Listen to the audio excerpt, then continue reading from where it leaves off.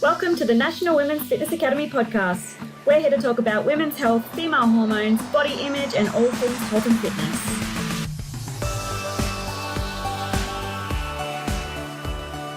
Hello girls, welcome and welcome back. Another episode of the Women's Fitness Academy's podcast. I'm your host, Siggy, one of the WFA's educators and a women's online coach.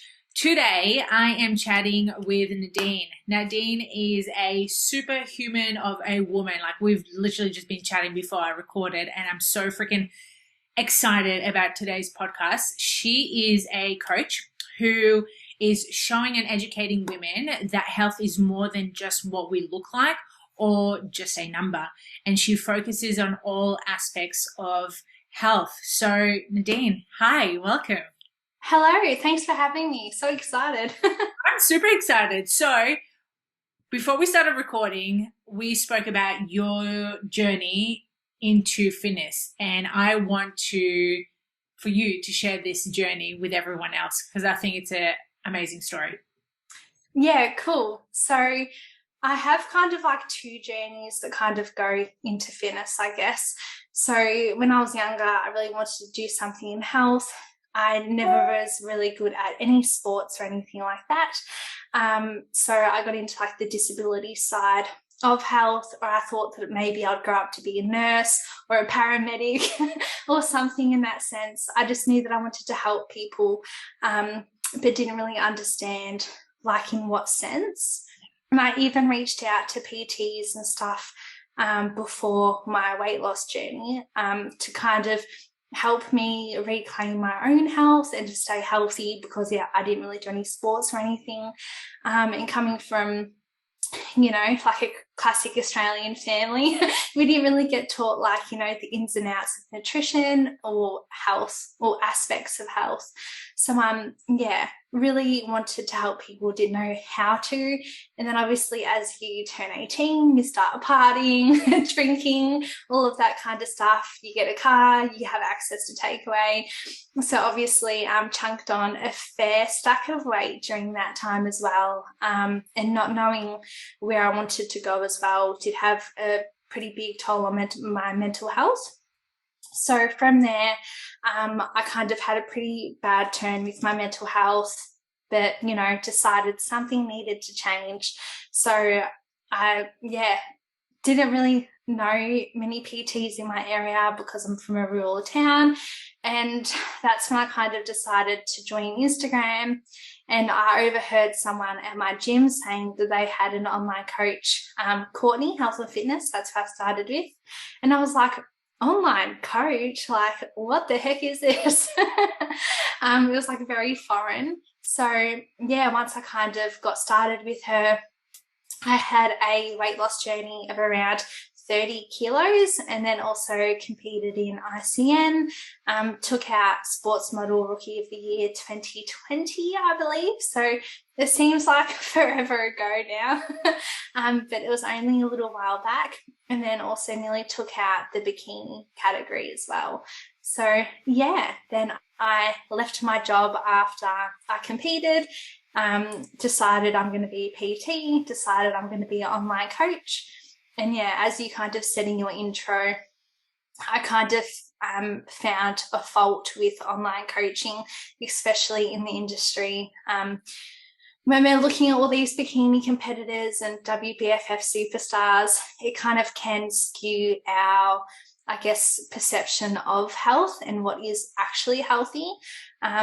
So with that as well, I guess, focusing on all aspects of health, like social, emotional, your hormone health, your sleep, and just kind of, a bit old school, but getting your fruit and veg, getting your fiber and things like that. So with my girls, we really do have a basic, I guess, holistic approach to health. It's not as strict, it's not as rigid. A lot of my clients come to me for weight loss and their kind of goals change pretty quickly to just kind of having balance and sustaining balance for long term. So that's a bit about me. So good. You also forgot a little element that before you started with fitness, you were working with disability. Yes.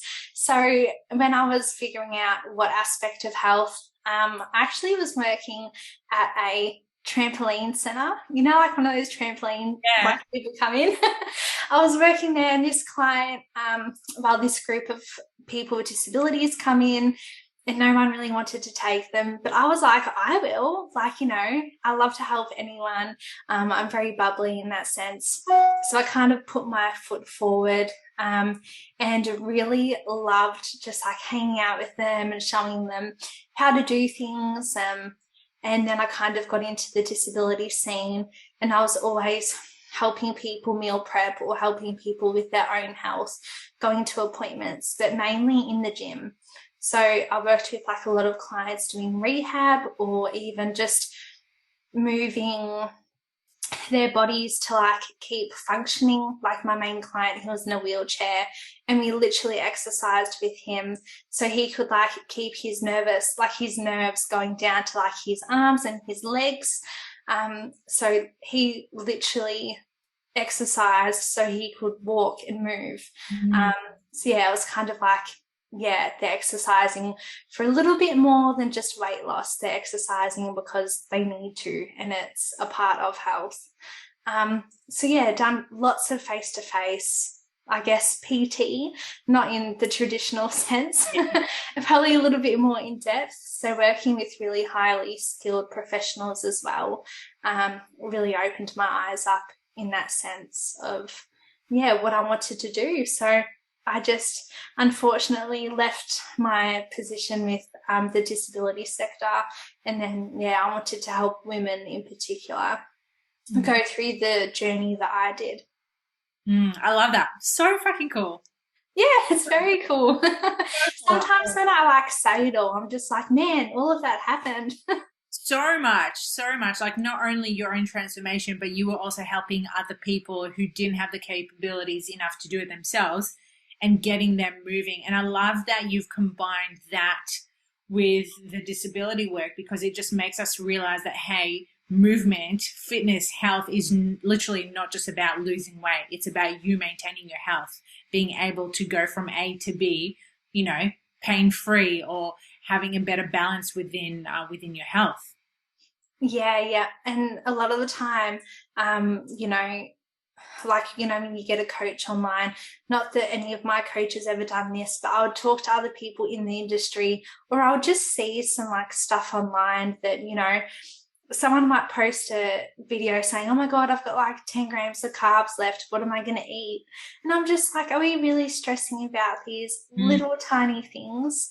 Like lots of my friends, like on the Instagram world would, stress about going out for dinner. And I even found that in my own journey, sometimes I would be at a restaurant, like looking through the menu, and I'd be like in my phone, doing the Da Vinci Code to guesstimate my meals, deconstructing and pulling everything apart.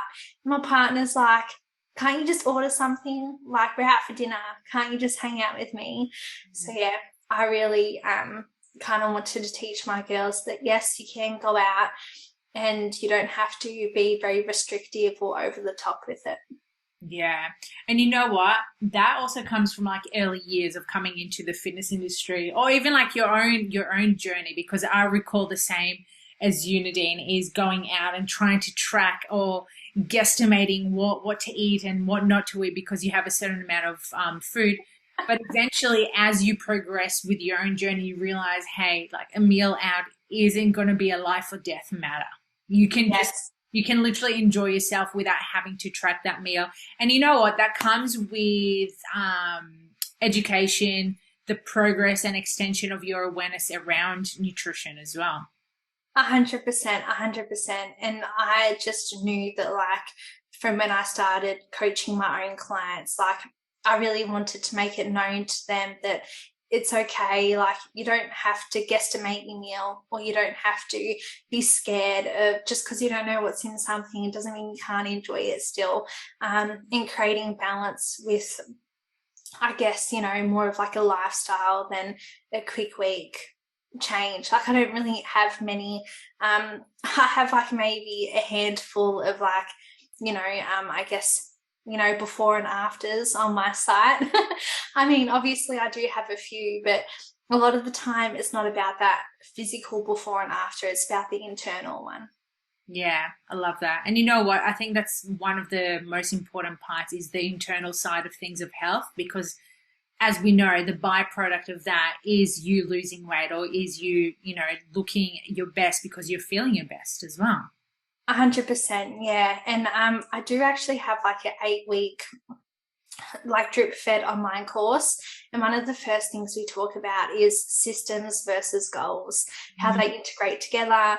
And if you just focus on the little basic things that you do in your life that just promote good health, in the end, in the result, you will be healthy. It doesn't have to be at a certain scale weight, or it doesn't have to be at a certain dress size, but because you're doing these things, you will automatically achieve your goal of health. It just might not look the way that you kind of expected it to, especially when we're on Instagram and we're looking at 6-packs and all of these, bodies, which are amazing and they're beautiful. Don't get me wrong, but yeah, being like very, very lean and having that very, very lean look does, come at a cost. Wow. So yeah, just teaching my girls that look is not actually what they look like all the time. It might be for one day or for a week. It does come at a cost both ways, I guess. And I love that you teach that to your girls, because a lot of women not just in the fitness industry, but, overall women are always wanting to make themselves smaller. I have these constant conversations with, new clients or current clients about them just wanting to be smaller, fitter, thinner, whatever it is. And it's just like, damn girl, I wish you could just embrace yourself right now about how you look and then work towards these goals, instead of wanting and, desperately needing to be something that is just so far away. And, most of the time it doesn't even align with their lifestyles. And that's where it clashes a lot. 100%. And I think that's why I kind of went through my life, through my weight loss journey so successfully, because I never hated the way I looked. I just hated the way I felt. I was, when I was up near the 90 kilo mark or 80 kilo mark, I wasn't like, oh, Nadine, you look terrible. I was like, this is just how it is, and that's okay. But yeah, you can't hate yourself through that journey. You really just have to be happy with where you are and know that it can get better. You don't have to you have to understand that where you are now or where you have been is all part of the process. It's how we learn, right? So yeah, you can kind of go forward from that, in a sense. So yeah. I love that. You made such a good point that when you first started your journey, you didn't do it from self-hatred of your body, but it was more about how you were currently feeling. What were some of the emotions that you felt when you first started that journey? Yeah, so I just, I'm not sure if you've heard of the power of choice.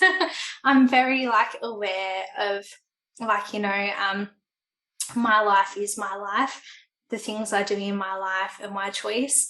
But it kind of got to that point where I was just feeling so depressed. I would get up, I literally wouldn't brush my hair or brush my teeth or anything. I'd go to work.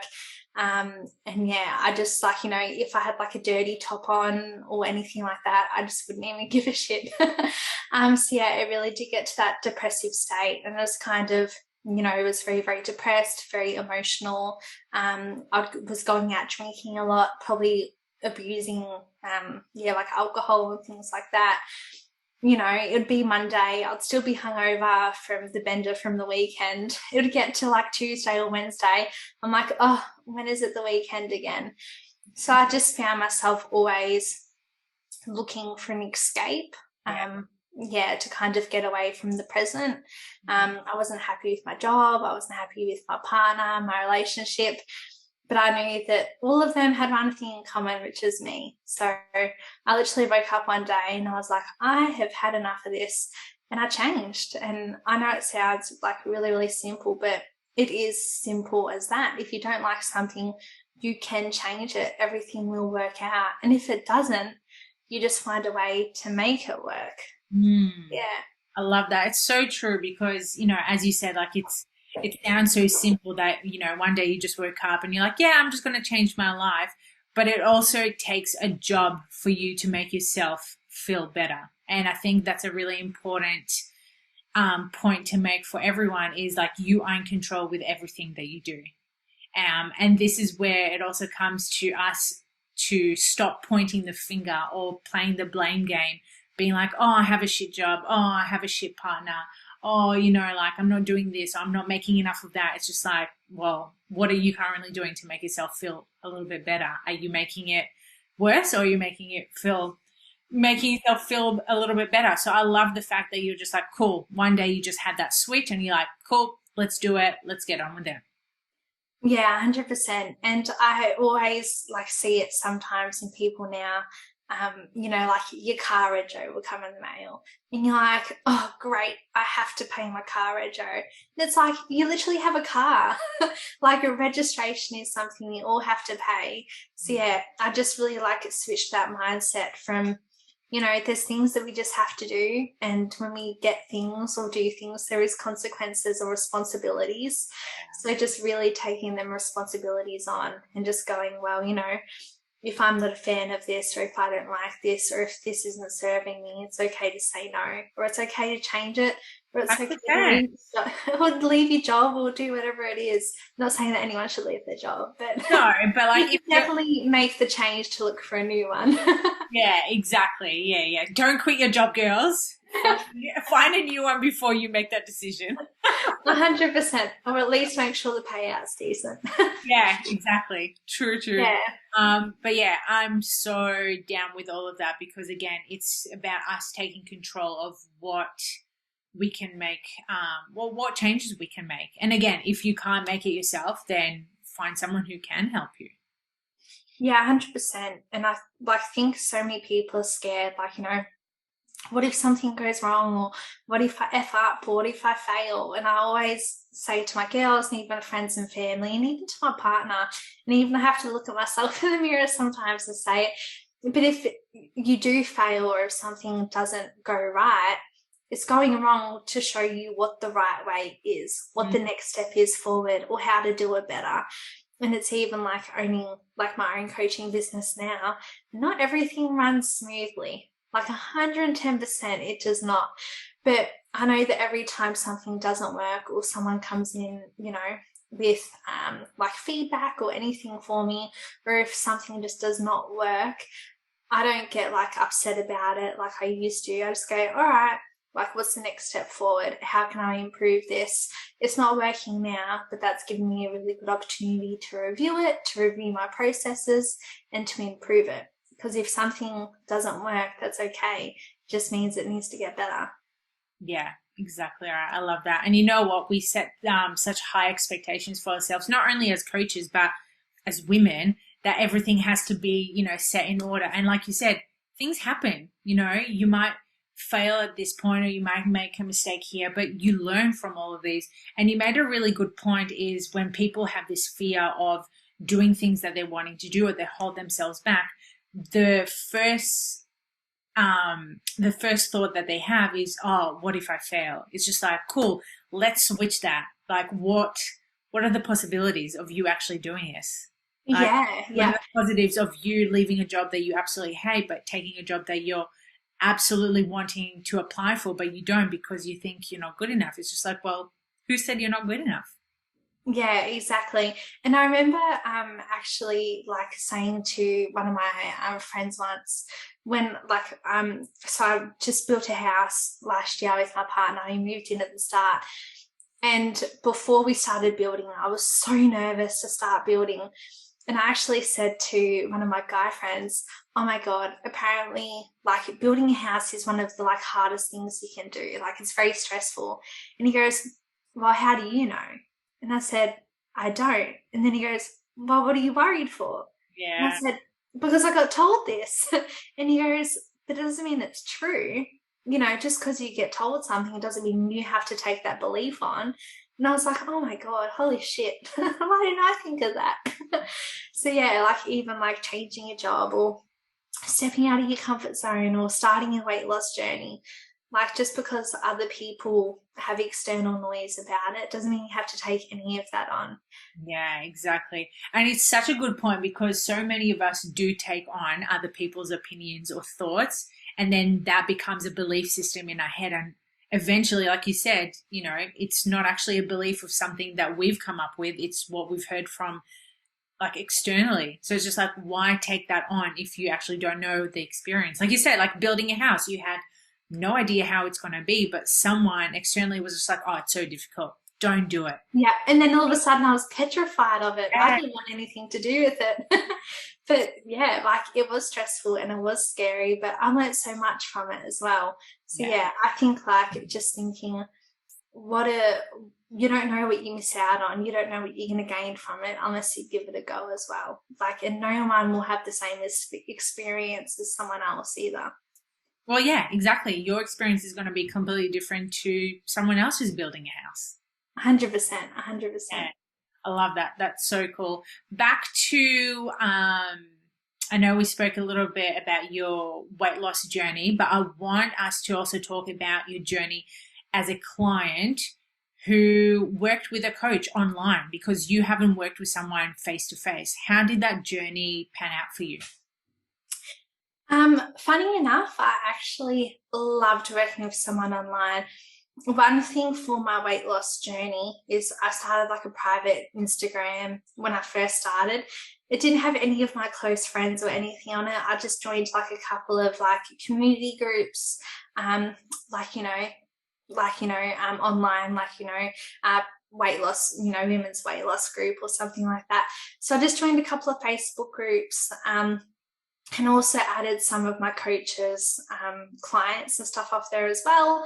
So yeah, I literally went on Instagram, got a coach.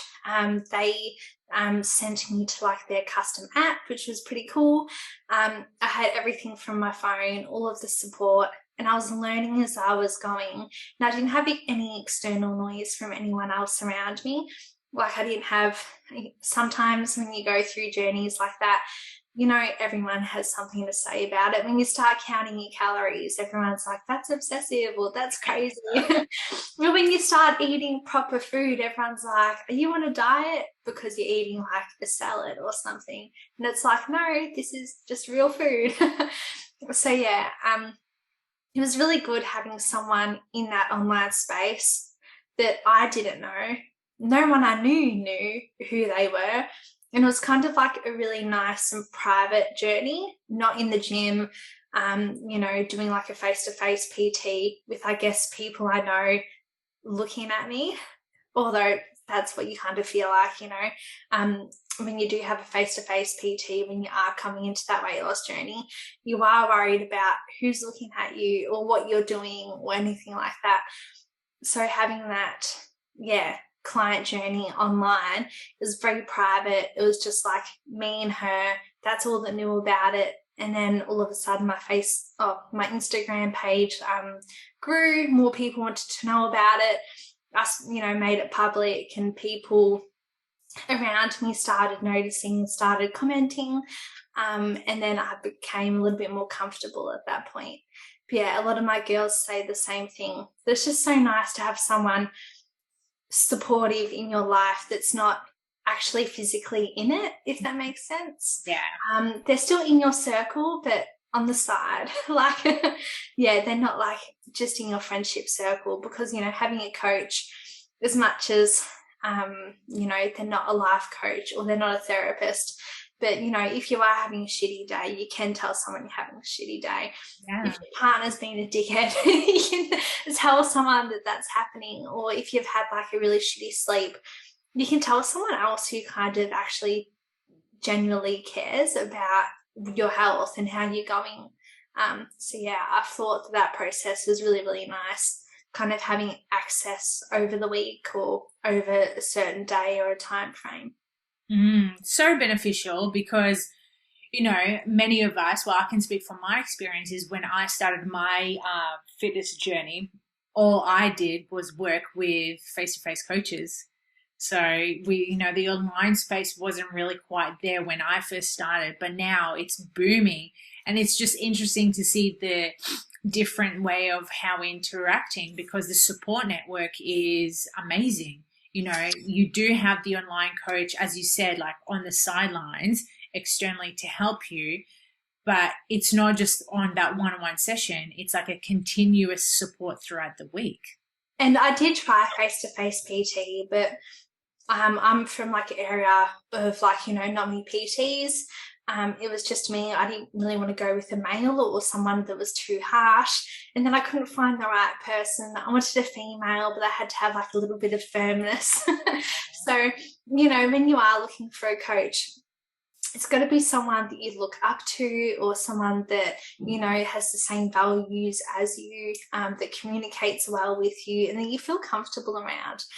And with that PT scene, like, I walked into the gym, there wasn't really anyone that I kind of got that like connection with. They're helping me with a very, very personal journey, and a very, very vulnerable one at times. So yeah, having that face-to-face, I could only do before or after work.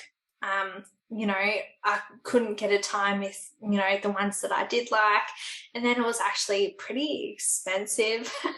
It might be like $50 for a PT session for half an hour or for 1 hour. But then I could literally have someone online with 4 sessions with nutritional guidance 24/7 or over, 5 or 6 days a week.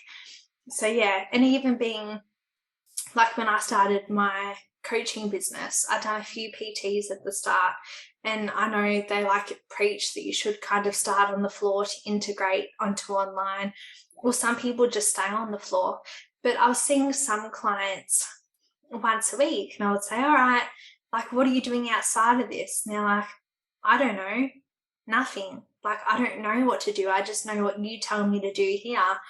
And I don't give them a plan to take home, or I don't have that, I don't check up with them on a Friday afternoon or a Saturday morning or a Wednesday night. I just see them once and that's it. I don't know anything else about them. So yeah, just having someone, I guess, for longer, and kind of the availability was more flexible with my life, I guess. Yeah. And you know what? Flexibility works a lot for many of us these days, because like you said, seeing someone once a week is useful to a certain degree.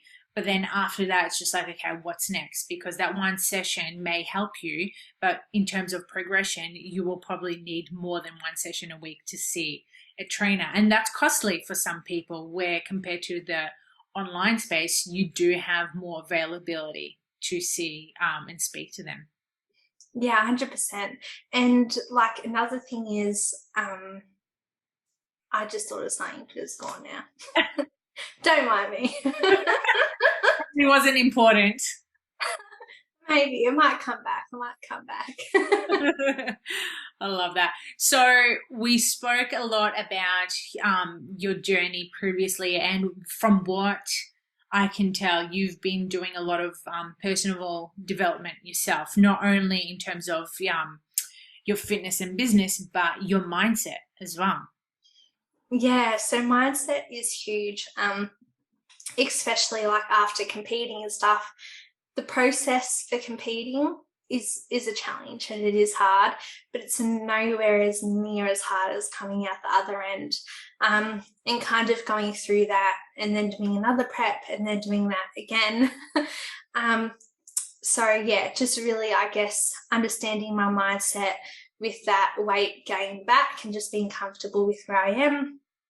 And, I preach so much that, you shouldn't be upset if you are a size 12, or, health is so much more than a weight or a number.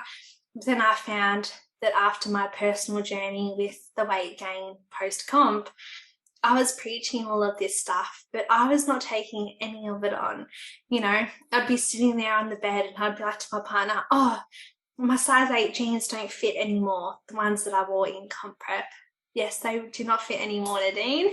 You'd kind of sit there and go, are you seeing what I'm seeing? And I'm like, well, this is ridiculous. I'll try a size 10. Size 10 doesn't fit. I'll try a size 12. And then I would, put that size 12 jeans on, and then I would get this overwhelming guilt, that I'm supposed to be a health and fitness coach. Am I healthy? Am I fit? Just because I, look a little bit bigger than maybe other coaches. And I like being, well, I shouldn't even say that really, but, I see a lot of coaches online calling themselves thick and all of that kind of stuff. No, hun, you're not thick. You're just at a normal body weight. You're just not shredded, and that's okay. But yeah, seeing all of these coaches, and I was actually talking to Jack Holloway, which is another coach online, the other day, and we were just having a bit of a giggle that I had more clients come to me and trust me when I was probably at my unhealthiest ever, sitting at 50 kilos, depressed, hungry, tired, I had mad insomnia, not fiber, no hormones, not much fiber, physically and emotionally drained. I had more clients trust me when I was in that state, putting on a brave face, because you don't see the behind the scenes of social media, but I had more clients trust me then than I probably do now. That I actually am at my healthiest compared to my not. But in a photo sense, people want to be smaller, so I guess they're drawn to that, shredded, smaller look. But if you see me in real life, I used to get lots of comments like, my mum was really worried that I was maybe going through, I was anorexic, or I had lots of people commenting me all the time saying like, you okay? You look sick, or you look really tired, or even like, your moods change. You get very snappy, very irritable. So yeah, just kind of saying to people that, health is a lot more than just being shredded, but I couldn't understand that myself or what I was going through. So I've done a lot of work with my mindset and with Nikki Kassar to kind of get over that body dysmorphia, and to kind of I don't actually have, I used to have bodybuilder, ICN, athlete on my Instagram. I don't actually have any of that in my bio or anything anymore, because it's just something I enjoy doing. It's something that I have done. It's a sport. Everyone who plays basketball, even on a mediocre level, they don't have basketballer in their Instagram name. Just because you like something doesn't mean it's your identity or who you are. So really detaching that from myself was really, really hard to know that I'm just Nadine and I like lifting weights, or I like competing. So yeah, really just, I guess, putting a fine line between that's not who I am, it's just something I enjoy. That's so freaking powerful, because a lot of us identify ourselves as doing certain things like, I'm a coach, or, as you said, I'm a competitor, and identifying yourself with these certain things. But we also need to understand we can identify ourselves with so many other variables and not just the one specific thing. And I love that you mentioned before how you had certain clients who were more attracted to working with you when you were at your not at your weakest, but at a point where you weren't your healthiest, where they actually thought you were because of the external look. And again, over time, and I truly believe it has gotten better, that people are realizing that, hey, you having a six-pack doesn't necessarily mean you're healthy. Or it doesn't mean you're smarter either. Exactly. Yeah, it's so true. And you know what? Those who are more aligned with you are the ones who are going to stay with you and realize that, hey, it's not just about getting as small as possible or getting a flat stomach. It's actually about working with what you have to make yourself a little bit better every day. 100%. And I love that, at the start, I would bring people on. This is before I done my own mindset coaching. People would be like, I want to drop 10 kilos, or I want to lose weight. And I'm like, yeah, let's lose weight, calorie deficit. But now when people come on and they're like, I want to lose weight, I'm like, why? How come you're just not okay the way you are? And they're like, Nadine, this is supposed to be your job. I'm like, yeah, if you can tell me why that's important to you, then we might work on it. And a lot of the time it was to do with external noise or external factors or social media or the pressures of society. So that's when I work with girls, saying, how about we just not work specifically on weight loss? How about we work on them systems that make us healthier and happier, both mentally, physically, emotionally, spiritually, whatever it may be. And weight loss will most likely be a result of that along the journey, but it shouldn't be something you should hyper focus on. Yeah, I freaking love that. Seriously, that was such a good note to end today's podcast, because I swear if we don't stop we'll probably chat for like another hour about all of this. Yes, I know so easily. So before we finish up, where can our listeners find you? How can they work with you? Yeah, cool. So my personal Instagram is nadine.is.fit. And funny enough, it actually used to be Gets Fit, but I changed it after I won my comp. Everyone's like, you should change that. I'm like, ooh. So yeah, Nadine is Fit. And yeah, for my business links, they're all in my bio. So you can they're a little bit longer. So yeah, you can just kind of link through, send me a DM if you want to, talk about anything or know anything. And yeah. I love that. So good. Well, girls, I hope you enjoyed today's podcast as much as we did. Well, I certainly did with this conversation. It was very enlightening. So, yeah, if you enjoyed today's podcast, please make sure that you share it, recommend it, screenshot it. And remember that every time you level up, that is a way of progression for you getting healthy and putting the external side of things aside and focusing on what's actually happening within the inside for you to see progress.